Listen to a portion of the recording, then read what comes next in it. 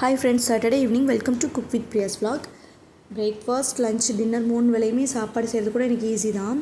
ஆனால் அது என்னென்ன செய்கிறோன்னு டெய்லி யோசிக்கிறோம் பாருங்கள், அதுதான் பெரிய கஷ்டமாக இருக்குது. சரி இன்றைக்கி எக் பாஸ்தா செஞ்சிடலான்னு சொல்லிட்டு நான் போன வீக் வந்து டிமார்ட் போயிருந்தேன். அங்கே வீட் பாஸ்தா வாங்கியிருந்தேன். அதை ஒரு பேனில் போட்டு தண்ணி ஊற்றி கொஞ்சமாக ஆயில் சேர்த்துக்கிறேன். ஆயில் சேர்க்குறதுனால பாஸ்தா வந்து ஒட்டாமல் வரும்.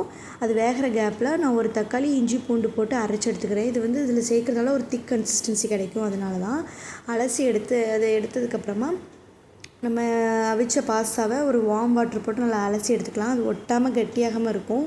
அதுக்கப்புறமா ஒரு 3 எக் எடுத்துருக்கிறேன். 3 எக்கில் கொஞ்சமாக உப்பு பெப்பர் போட்டு நல்லா கலந்துக்கிறேன். ஒரு பேன் வச்சு கொஞ்சமாக ஆயில் சேர்த்து எக்கையும் சேர்த்துக்கலாம். எக்கை வந்து நல்லா ஃப்ரை பண்ணி தனியாக எடுத்துக்கோங்க. இப்போ அதே பேனில் ஒரு 3 டீஸ்பூன் அளவுக்கு ஆயில் சேர்த்துக்கிறேன். ஆயில் சேர்த்ததுக்கப்புறமா நறுக்கி வச்ச ஒரு 4 மீடியம் சைஸ் வெங்காயம் சேர்த்துக்கிறேன்.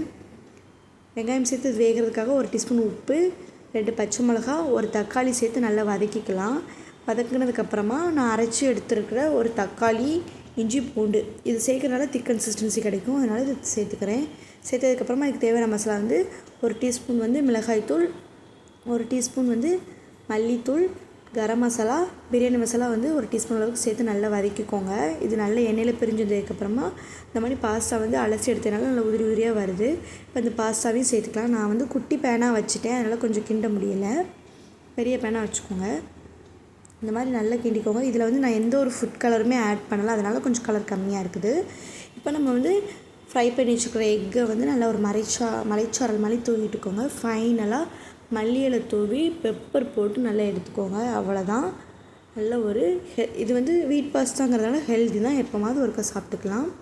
அவ்வளோதான் ஃப்ரெண்ட்ஸ், என்னோடய ஸ்டைலில் எக் பாஸ்தா ரெடி ஆகிடுச்சு. கண்டிப்பாக லைக் பண்ணுங்கள், ஷேர் பண்ணுங்கள், கமெண்ட் பண்ணுங்கள், மறக்காமல் சப்ஸ்கிரைப் பண்ணுங்கள். பாய்.